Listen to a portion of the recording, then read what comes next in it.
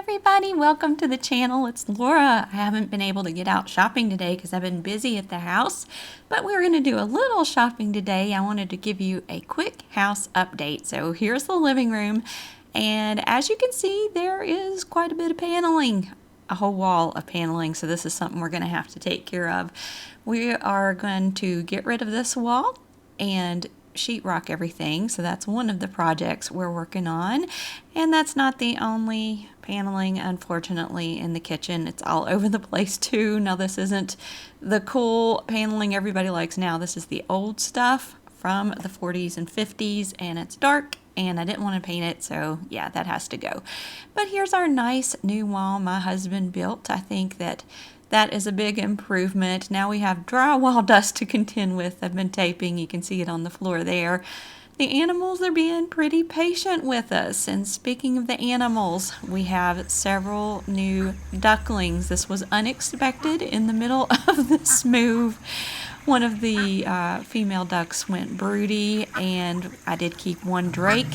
I usually don't do that, and now we over doubled. But I'm trying to figure out how to safely and securely transport now not only 4 ducks, but 9 ducks to our brand new house.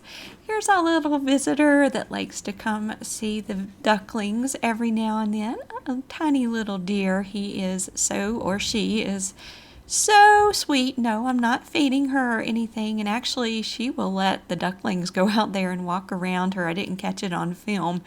The cutest little thing to watch, a great break from all the busyness and dust and construction work going on. Okay, so here is a beautiful chandelier that was in our house. I was so thrilled that this was in the house, but I knew it needed a good cleaning. Once I got up there, I realized this is not glass, this is not crystal, it's plastic.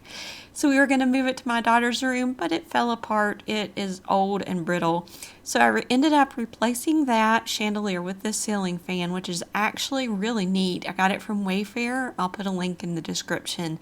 You can change the color temperature of the bulb. I think it really suits the room.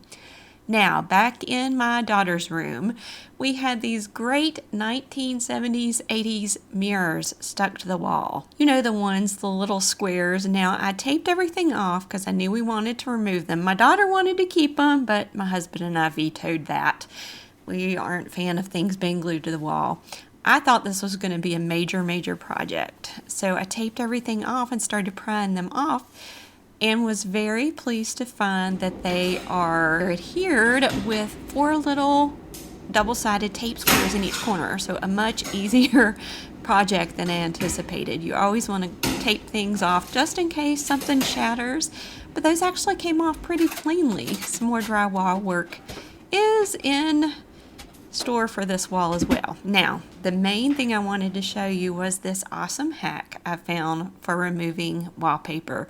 It's all over the kitchen along with the paneling, but this made it so much easier. I made a solution of soap water, dish soap water, and just a touch of rubbing alcohol. Sprayed that all over the wall. Then I used my floor steamer.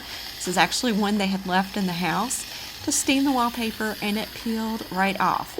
Now what you're seeing here was a surprise, not ideal. There was some water damage, not from the steamer, but from, apparently there had been a leak in the house before we purchased the house, so that's going to have to be repaired. But look how easily the wallpaper comes off. It melts off like magic. Ideally, you would use a hand steamer, like a clothes steamer. I had already packed mine, so this floor steamer is doing the job.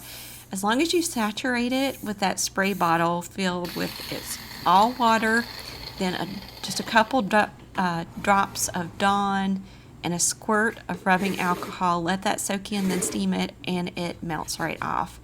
Thought that was a great DIY hack that I would share with you guys. I know it's not what you're used to seeing. I'm usually out shopping, but I wanted to show you what's taking up my time. And this used to be a DIY channel. I still want to do that every now and then. Now we'll take a break from all the work, and I want to show you some shopping and a neat place to grab a bite to eat. This is the Draper Mercantile in Draper, Virginia.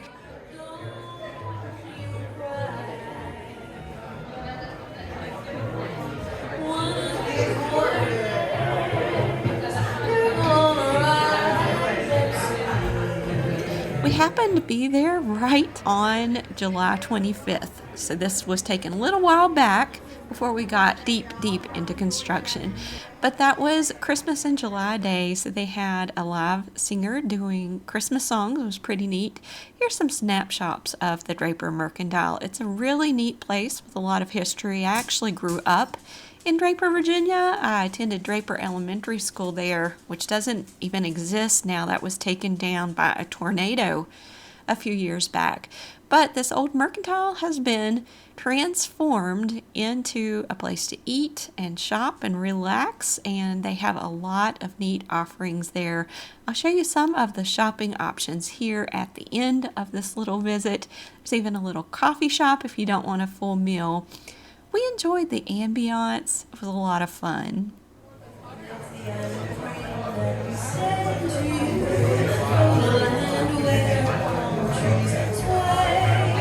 I will say that this is kind of a noisy place. It wasn't originally constructed to be a restaurant.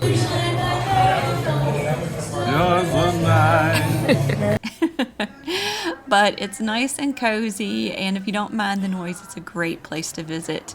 We're going to be having some festivals coming up. I wanted to show you the menu. There are a lot of coffees you can get there from the coffee bar.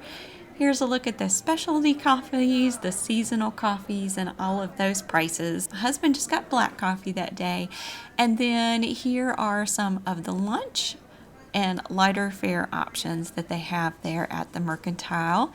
And you'll see on there, Thee Draper Village. This is a whole village of historic places to shop and look around. It's really neat. Here are the breakfast options and lunch options.